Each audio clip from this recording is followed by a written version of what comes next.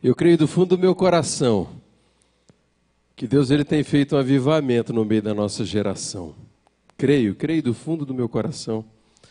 E uma das coisas mais maravilhosas é que Deus tem sim limpado o coração, limpado a mente de homens e mulheres de Deus, e tem trabalhado de uma forma muito especial no coração desses irmãos e dessas irmãs.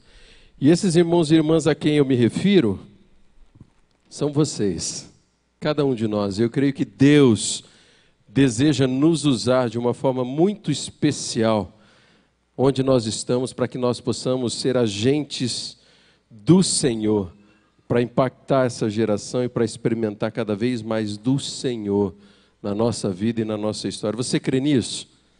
Eu creio. Eu creio que Deus tem levantado pessoas como eu e como você. E hoje eu tenho um privilégio muito grande de falar sobre relacionamento discipulador, gente. Relacionamento discipulador é algo que dá oportunidade de cuidarmos uns dos outros. Hoje pela manhã, pastor Marcos, ele trouxe uma frase de um professor de Harvard que diz o seguinte, que relacionamentos significativos nos mantêm felizes e saudáveis. Como é verdade isso? Como é verdade? Eu tenho tido o privilégio de ser acompanhado por homens de Deus. E quantas vezes esses homens de Deus não foram usados pelo Senhor para me ajudar em momentos às vezes, de grandes decisões, momentos, às vezes, em que o meu coração não conseguia discernir entre o que eu deveria ou não fazer, situações sérias a respeito de ministério, e de repente Deus usa esses discipuladores. Eu me lembro numa situação em que o meu coração estava muito aflito. Eu lembro que eu compartilhei com o pastor Marcos, e o pastor Marcos foi instrumento de Deus. Eu lembro de outras situações em que o pastor Márcio Tunala foi bênção na minha vida, me trazendo para o centro. E isso não queria dizer que eu não estava naquele momento sendo um filho amado de Jesus, mas que naquele momento Deus desejava usar o relacionamento discipulador para me abençoar. O que é relacionamento discipulador, gente? Relacionamento discipulador é a oportunidade que nós temos de caminharmos com discípulos, com pessoas que Deus tem trazido para perto de nós. E nós temos o privilégio e a oportunidade de caminhar com essa pessoa e cuidar dessa pessoa, de andar junto dessa pessoa, de ser instrumento de Deus. Aqui na nossa igreja nós falamos de vida discipular. Quando você ouvir falar a respeito de vida discipular existe duas dimensões na vida de todos nós, que é quando eu tenho condições de olhar para a pessoa que está do meu lado e me preocupar se a vida daquela pessoa tem sido cuidada, se elas têm andado nos caminhos de Jesus, se o relacionamento dessa pessoa dentro de casa, com a esposa, com os filhos, tem sido bênção. E eu estou tendo a oportunidade de me relacionar com essa pessoa, ajudando dentro da caminhada cristã.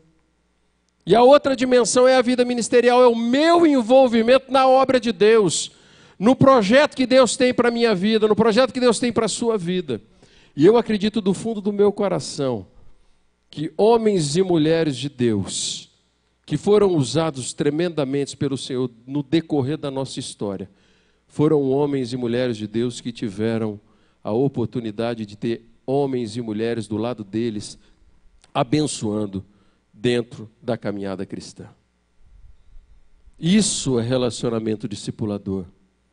Isso é vida discipular.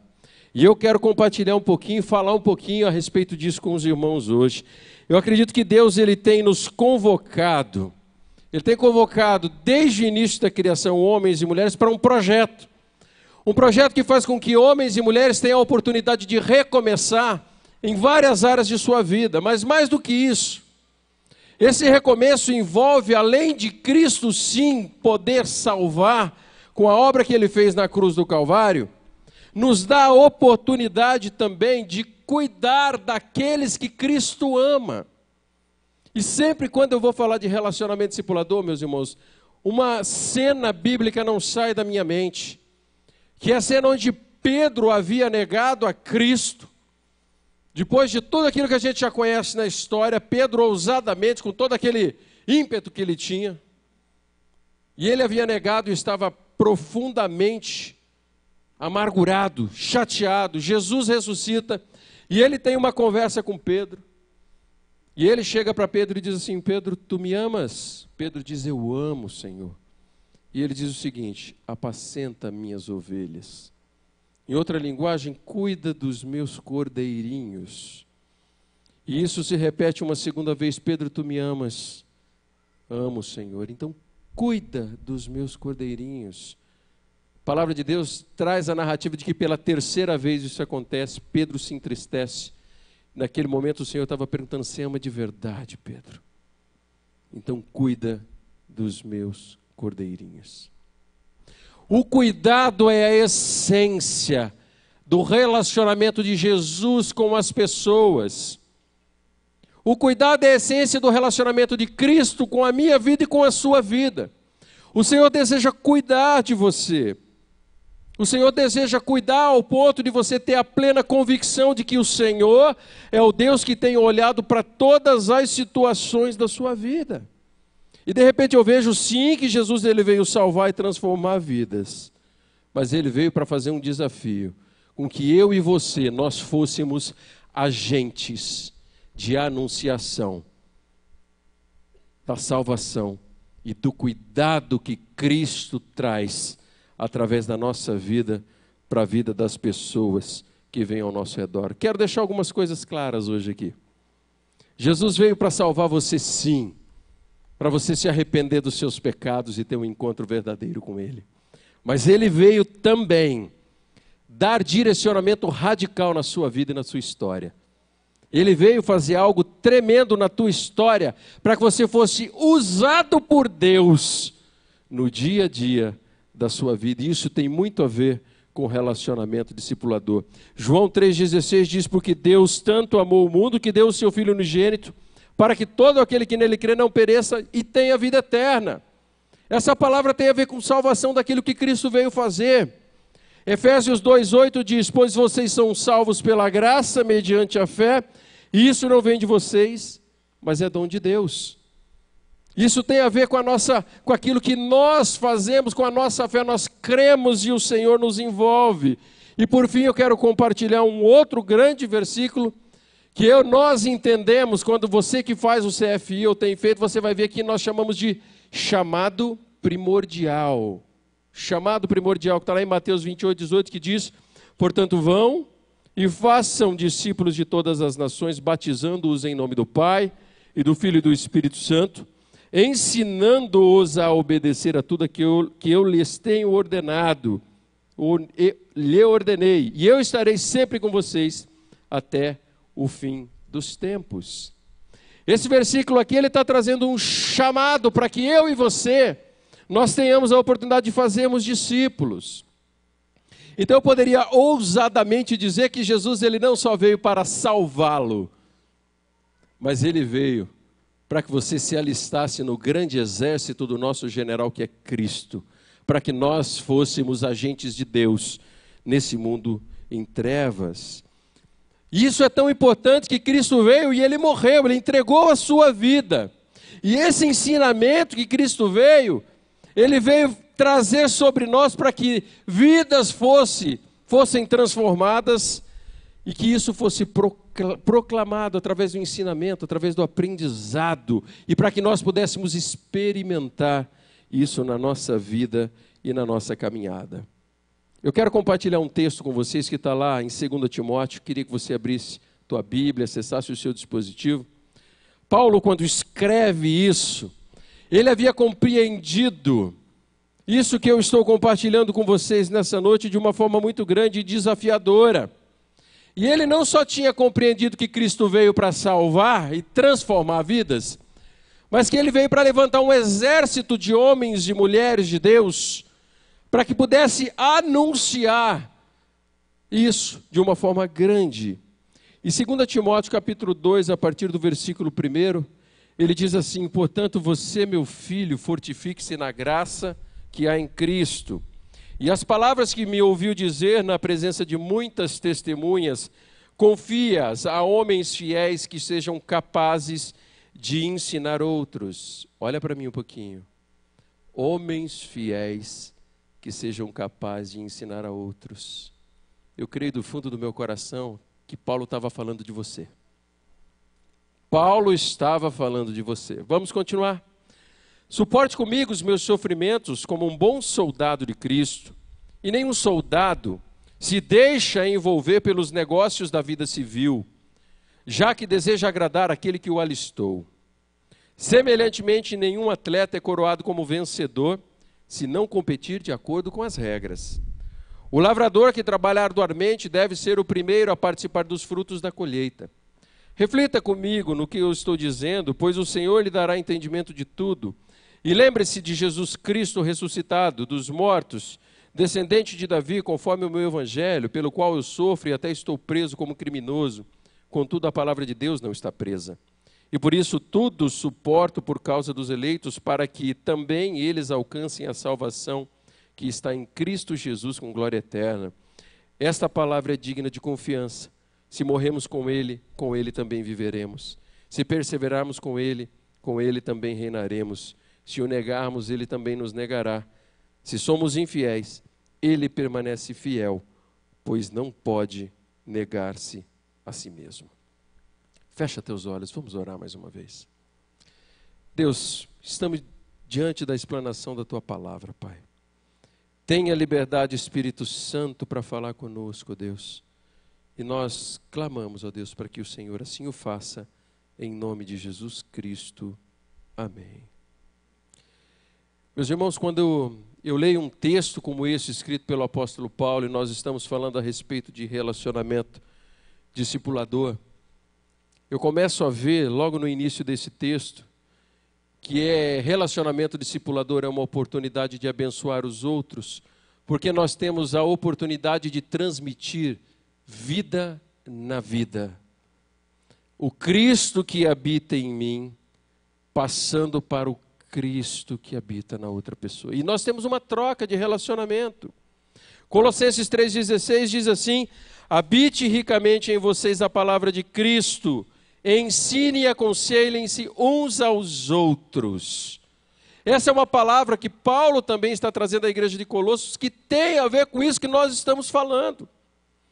O Cristo que habita em mim será demonstrado ao meu discípulo, a pessoa que está do meu lado, que Deus tem trazido para que eu o conduza na fé, na caminhada da fé. Eu confesso para os irmãos que eu tinha tanta dificuldade de usar esse termo discípulo, porque isso para mim era só para Jesus lá e para os dele. Mas quando eu começo a ver a palavra de Deus e a convocação desse chamado primordial, as pessoas que Deus tem trazido para perto de mim e de você, é para que a gente tenha a oportunidade de caminhar com essa pessoa num relacionamento discipulador. E isso é fazer discípulo. O discípulo é parecido. O discípulo às vezes está orando. Já viu pessoas que você tem discipulado e pessoas que começam a oração do jeito que você começa? Eu lembro que logo no início da minha fé, quando eu conhecia Cristo, eu fazia a oração igualzinha a pessoa que eu admirava, que estava caminhando comigo do meu lado. E de certa forma eu estou ensinando com a minha vida para aquela pessoa. E quando esse relacionamento começa a se intensificar, eu vejo que não somente nós vamos aprender detalhes que expressam, mas a minha fé vai servir de exemplo para a fé da pessoa que está do lado. Quantas vezes eu não orei com discípulos que Deus tinha trazido dizendo o seguinte: olha, se você não crê, vai pela minha fé.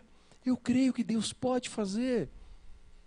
E às vezes nós estamos ensinando lições de fé para a pessoa, e às vezes nós estamos aprendendo lição de fé com a pessoa que está do nosso lado. A minha dor e as minhas lutas trarão marcas profundas de restauração, não só na minha vida, mas na vida do meu discípulo, daquele que está perto de mim. A minha alegria também tem a oportunidade de contagiar o coração do discípulo, à medida que a alegria de Cristo habita e envolve o meu coração. Relacionamento discipulador é uma oportunidade de cuidado na vida daqueles que Jesus ama. E Ele ama tanto que chegou a morrer por aqueles. Precisamos ensinar isso aos outros, com a nossa vida, com o nosso exemplo, com a nossa forma de agir. Versículo 1 que lemos ali, Em 2 Timóteo diz, portanto, você, meu filho, fortifique-se na graça que há em Cristo Jesus. Essa precisa ser a base do nosso coração. Fortifique-se em Cristo Jesus. E as palavras que me ouviu dizer na presença de muitas testemunhas, confia a homens fiéis, que sejam também capazes de ensinar aos outros. Você só vai ser capaz se Cristo for a base do teu coração. E Deus quer usar homens como você, mulher como você, jovem, criança, pré-adolescente, de uma forma muito especial. Deus, o Senhor, confiou a mim e a você o privilégio de sermos portadores da palavra que pode mudar a eternidade de uma pessoa. E nós temos como ensinar essa palavra conduzindo o dia a dia, nos exemplos. Quando eu me arremeto a Jesus, gente, Jesus nos 3 anos de ministério dele, ele caminhou com os seus discípulos, comendo, bebendo, caminhando, viajando, orando, chorando, se alegrando. E ele estava levando para aqueles discípulos o privilégio de anunciar um estilo de vida através do discipulado, do relacionamento discipulador. E eu tenho alguns questionamentos para a gente pensar. Você já pensou nisso dessa forma? Será que você tem reconhecido que você tem esse privilégio? Será que você tem reconhecido e valorizado isso na sua caminhada do dia a dia? Cá entre nós, às vezes a gente negligencia. E quando isso acontece no nosso coração, a gente está perdendo oportunidades de ser bênção na vida de outras pessoas. Eu queria que você decorasse uma palavra nesse momento. Vida na vida. Repitam comigo. Vida na vida. Mais forte. Essa é a palavra que eu quero que você guarde no seu coração nesse momento. Mas relacionamento discipulador, ele não só nos dá a oportunidade de termos vida na vida, mas ele nos dá a oportunidade de sermos bênção na vida das pessoas, e por ser um chamamento do próprio Senhor, nós temos que trazer isso para a nossa vida como oportunidade de priorizar aquilo que Cristo deseja que seja prioridade na nossa vida. Jesus priorizou relacionamentos, e eu e você nós temos que priorizar o cuidado como Cristo fez. Nós não podemos ignorar isso, nós não podemos perder o foco. E eu considero isso como muito sério. João 13:34 diz, um novo mandamento lhes dou, amem-se uns aos outros como eu os amei. Vocês devem amar-se uns aos outros. Como que Cristo nos amou? Incondicionalmente, dando a sua vida. E o Senhor tem dito para nós que nós também precisamos desenvolver esse amor dentro do nosso coração. Esse amor que faz com que eu olhe para a pessoa muito mais do que a capa. Pastor Márcio Nala, no culto do líder, hoje que aconteceu, ele falava assim que tinha determinado momento que ele estava dentro de um pequeno grupo e Deus tinha trazido tantas pessoas ali com batalhas, e que ele às vezes falava assim, Deus, você não errou não? Será que era para essas pessoas estar nesse pequeno grupo mesmo? E ele dizia que Deus falava assim, eles estão no lugar certo, que é aí que eu os quero. Meus irmãos, Deus tem trazido para perto de nós pessoas que nós podemos sim discipulá-las e encaminhá-las para que sejam mais parecidas com Cristo Jesus. No texto que nós lemos, o apóstolo Paulo faz 3 analogias para tentar ilustrar a prioridade que existe na nossa vida de entendermos relacionamento discipulador da forma como Cristo tem nos ensinado. O versículo 4 ele diz assim, olha, nenhum soldado se deixa envolver pelos próprios negócios da vida civil, já que deseja agradar aquele que alistou. Eu quero dizer que você faz parte do exército do Senhor. Você é um militar real, do rei que é Jesus, do supremo general que é Jesus. E fazendo um paralelo com esse texto, talvez o que ele está falando da vida civil são as outras coisas do nosso dia a dia, seja o nosso trabalho, seja a nossa faculdade, escola, seja o tempo que nós estamos dedicando para isso ou para aquilo, isso jamais pode tirar a nossa atenção ou foco daquilo que Deus tem preparado para nós.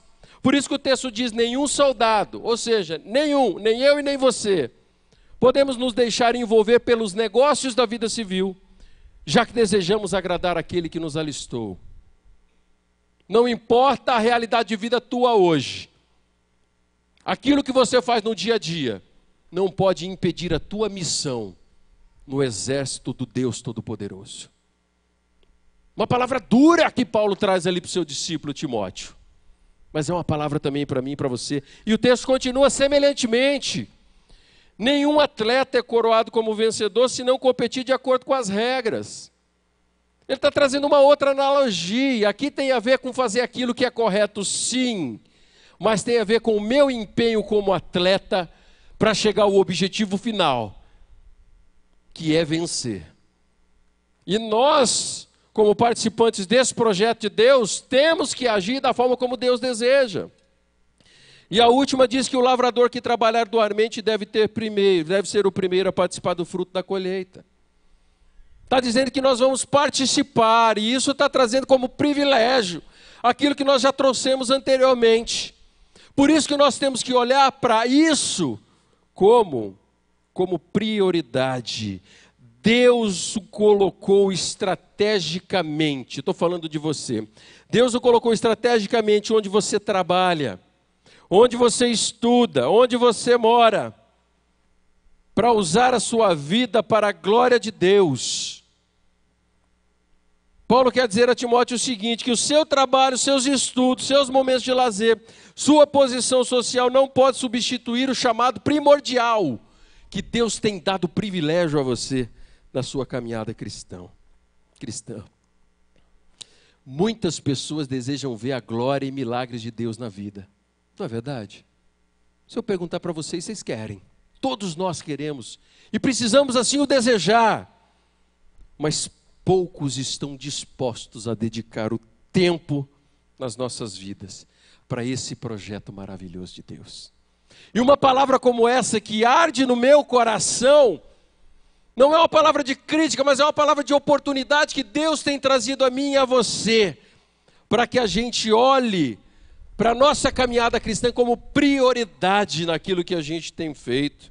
E Deus quer desafiar você com essa palavra a investir tempo com Ele, a investir recursos, a investir momentos de busca e de intimidade intensa com o Senhor, a olhar as circunstâncias da nossa vida com um toque de eternidade, sabendo que não acaba aqui, que não é só isso que nós estamos vivendo, esses sentimentos.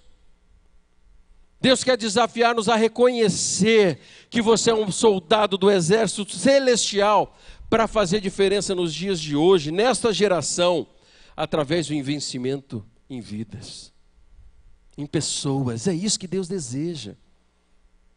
Por isso Deus quer usar a sua vida, é a sua vida.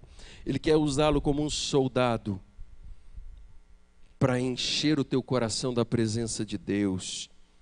E quando nós buscamos intimidade com esse Deus, o nosso coração começa a se apaixonar pela obra do nosso Mestre. Sabe o que começa a acontecer quando nós nos apaixonamos pela obra do nosso Mestre? Nós começamos a amar pessoas, a se importar com pessoas, a investir na vida de pessoas, a fazer com que pessoas sejam mais parecidas com Jesus, a desafiar mais pessoas para fazer parte desse exército do Deus Todo-Poderoso, desse exército que salva e que saqueia o inferno, que faz com que corações sem esperança se encham da esperança que Cristo dá. E a outra palavra que eu quero que vocês decorem hoje é prioridade. Repita comigo, prioridade. A primeira qual era? Vida na vida. E a segunda? Prioridade. Guarde essa palavra no teu coração, em nome de Jesus. Guarde essa palavra. E quando eu começo a olhar para o texto, eu consigo enxergar que além de nós darmos oportunidades através de vida na vida e através de prioridade, nós precisamos ser, no relacionamento discipulador, intencional. o nosso relacionamento discipulador precisa ser intencional. 1 Timóteo 2,1 diz: antes de tudo, recomendo que façam súplicas, orações e intercessões e ações de graças por todos os homens. Meus irmãos, nós precisamos aprender a orar pelos nossos discípulos. Nós precisamos aprender a orar pelos nossos discípulos. Nós precisamos olhar para Cristo e entender que a essência do ministério de Jesus foi se relacionar com pessoas. E ele foi intencional no relacionamento com as pessoas. E nós também, como discípulos, precisamos ser. Precisamos ser. Ele conviveu com pessoas onde ele estava. Ele fez milagres em momentos que milagres precisariam ser feitos. Ele se posicionou duramente com ideias que eram meramente religiosas. Como aquele encontro que ele teve com o jovem rico. Ele comeu com os seus discípulos, se alegrou com eles, chorou com eles. Lembra na morte de Lázaro? Jesus chorou ali. Lembra no Getsemane, aquela aflição? Jesus estava tentando compartilhar com os seus. Ele foi para a cruz com intencionalidade, pois ele sabia que era necessário que ele morresse, para que eu e você, nós tivéssemos vida. E quando eu falo de intencionalidade, viver com intencionalidade é reconhecer que o Senhor me escolheu para fazer discípulo. Opa! Se você chegou aqui hoje sem sentido para a tua caminhada, eu quero dizer em nome de Jesus Cristo que Jesus escolheu você para fazer discípulo. Viver a vida para fazer discípulo onde quer que eu esteja. Gente, relacionamento discipulador é algo fantástico. Alguns anos atrás, enquanto eu estava na TV, eu me lembro que teve um período que eu viajava 15 dias, voltava, ficava alguns poucos dias em casa, viajava, ficava mais 15 dias. E tem vários irmãos aqui que têm uma rotina parecida com essa, e eu ficava indo e voltando, indo e voltando. E eu fiquei alguns meses fazendo isso, e eu me lembro um dia que o pastor Marcos me chama na sala dele para a gente bater um papo. Aí a gente fala que é um RD. É quase parecido com DR, gente, em alguns momentos, viu? RD, relacionamento discipulador. E o Marcos chegou e fez uma pergunta para mim, falou: cara, você está viajando muito, você está se ausentando bastante, como é que está a tua vida com o Senhor? Gente, aquela pergunta, o Marcos nem lembrava, esses dias eu comentei com ele, com o pastor Marcos. Eu comentei com ele, falei: rapaz, um dia você fez e você lembra disso? Ele não lembrava. Mas aquela pergunta que ele fez para mim fez tanta diferença no meu coração naquele momento, sabe por quê? Eu vi que ele estava preocupado comigo. Nós precisamos aprender a nos preocupar com as pessoas que estão ao nosso redor. Nós temos que nos preocupar. Nós temos que nos preocupar porque as pessoas vão entender o que é o cuidado do Senhor. Viver um relacionamento, viver a intencionalidade, é crer que o Senhor age no controle de toda a nossa vida. Deus está no controle. Essa semana a gente passou por algumas experiências de morte dentro da igreja, com familiares. Eu fui no sepultamento da mãe da Marlene. Marlene está aqui. Gente, quando eu cheguei lá, tinha tanta célula, tanto PGM representado ali naquele lugar. Marlene e Jaba são coordenadores nossos. Mas tinha gente do PGM deles, tinha gente do PGM que eles supervisionavam, tinha do outro que foi multiplicado. E foi tanta gente ali naquele lugar que foi muito gostoso ver o que relacionamento significativo e com intencionalidade faz. Jarbas e Marlene já foram várias vezes em sepultamentos de familiares daquelas pessoas que ali estavam. E sem talvez ter a ideia, eles o estavam ensinando-os a estar ali naquele lugar. Irmão Joel está aqui, irmão Inácio. Tivemos o sepultamento também da mãe da Leia. Foi a mesma coisa. Sabe por quê, gente? Porque existia uma intencionalidade no cuidado e no discipulado do dia a dia, de ensinar como.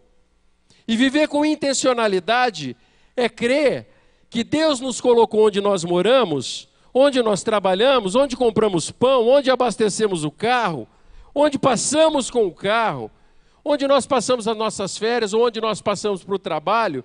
É crer que Deus nos colocou ali para que a gente seja bênção, instrumento de Deus, servo do Senhor com a nossa vida, com as nossas atitudes. E nós seremos nesse tempo a Bíblia que os outros estão lendo, a minha vida e a tua vida. Deus colocou a você e a mim nesses lugares para que nós pudéssemos dar frutos e fazer discípulos. Essa é a última palavra que eu queria que você decorasse hoje. Intencionalidade. Repita comigo, por favor. Intencionalidade. A primeira, vida na vida. A segunda, como? Prioridade. E a terceira, 3 palavras que pode mudar o nosso jeito de ser cristão e de sermos crentes em Cristo Jesus. Eu não sei como é que você tem vivido a tua caminhada cristã, mas de uma coisa eu sei, que o Senhor deseja sim que você faça discípulo. Eu, como bom batista, me converti lá no interior de São Paulo. E quando eu li aquele texto de Mateus 28, portanto, vão e façam discípulos de todas as nações, ensinando-os a obedecer e batizando-os em nome do Pai, do Filho e do Espírito Santo. Sabe qual era o sentimento do meu coração? Que aquilo era só para missionário. Só para missionário. Hoje eu entendo que eu estava equivocado. E eu sei que isso é para mim e que isso é para você. E quando eu penso em relacionamento discipulador, Deus está nos dando o privilégio de abençoar outras pessoas através da vida na vida, através da prioridade que daremos a este assunto e através da intencionalidade. Queria que você baixasse a tua cabeça um pouquinho. Queria que você pensasse um pouco naquilo que nós falamos. E eu queria que você pensasse, quem são os seus discípulos? Talvez você está me ouvindo agora e você vai dizer, poxa, eu não tenho discípulo. E eu quero reafirmar a palavra que eu tenho dito aqui, que Deus escolheu você para fazer discípulos. E talvez o toque do Espírito Santo no teu coração nessa noite é que você vai se colocar diante de Deus e vai dizer, Deus, quem são os meus discípulos? Aqueles que eu tenho o privilégio, ou terei o privilégio. Terei o privilégio de compartilhar a vida na vida. Quem são? Agora talvez você está me ouvindo e já sabe quem são os seus discípulos. E que o Senhor, talvez o toque do Espírito Santo do Senhor no teu coração é para que você abençoe mais com a tua vida, com aquilo que Cristo tem feito na tua história. Precisamos orar por esses discípulos. Precisamos investir tempo na vida desses discípulos. Agora talvez você esteja aqui, vou pedir para acender a luz, por gentileza. Agora talvez você esteja aqui e talvez o toque do Espírito Santo de Deus no teu coração é que você não tem dado a prioridade devida a esse cuidado das ovelhas do Senhor Jesus. Talvez dentro do teu coração, na tua mente, comece a passar pessoas que já estiveram perto de você. E talvez você seja tentado a dizer, poxa vida, eu perdi aquela oportunidade. Eu quero dizer em nome de Jesus que Deus está dando para você novas oportunidades a partir deste momento. Não carregue esse fardo no teu coração. Mas talvez você não tenha dado essa prioridade. E de repente o Senhor está dizendo para você que é hora de priorizar. Que é hora de você levar isso muito a sério na tua caminhada. Agora talvez você esteja aqui e o terceiro toque do Espírito Santo no teu coração é que você não olhava para a tua história com intencionalidade. Olhar com intencionalidade é saber que Deus não o trouxe aqui nesta igreja por um acaso. Ele tem um plano para você. Você não veio ouvir essa mensagem por um acaso. Deus quer e deseja falar com você. Quando você sair daqui e você chegar ali talvez do lado do teu vizinho, você vai orar por aquela casa que está ali do lado e dizer: Deus, me dá a oportunidade de ser bênção na vida desses vizinhos. Isso é intencionalidade. Intencionalidade não é eu esperar as coisas acontecer, mas eu vou ativamente agir para que as coisas aconteçam, em nome de Jesus. Qual é o toque do Espírito Santo de Deus no teu coração? Nós vamos começar a cantar uma música que tem a ver com consagração. E eu queria que você, uma música muito conhecida, eu queria que você, que conhece a letra, ficasse de olhos fechados e você cantasse e pensasse em qual é o toque do Espírito Santo. Será que é o que você precisa se envolver mais em vida na vida? Prioridade e intencionalidade? Vamos adorar o Senhor enquanto o Espírito Santo de Deus continua falando ao teu coração, em nome de Jesus. Fica de pé onde você está e vamos cantar juntos e deixar que o Espírito fale. Consagra a tua vida, consagra o teu tempo. De gratos louvores transborda o meu coração. Minha vida eu entrego nas tuas mãos, meu Senhor. Você consegue fazer isso? Entregar a tua história nas mãos do Senhor? Eu te louvarei conforme a tua justiça.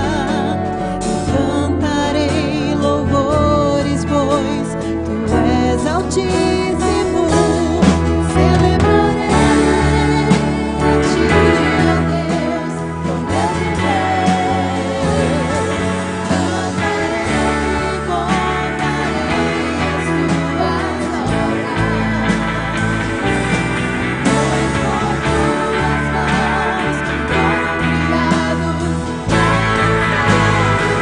dança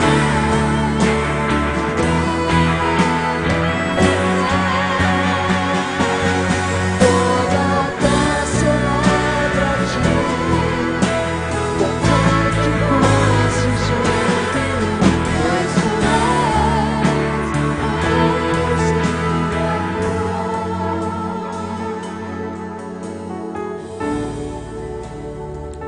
Essa palavra é para você. Eu não sei qual é o toque do Espírito Santo e a forma que Deus tem usado para falar contigo, mas eu desejo do fundo do meu coração orar contigo, e que esse tempo seja assim um tempo de consagração. Por isso eu queria desafiar você a sair aí do teu lugar e vir aqui à frente com o toque que o Senhor tem dado.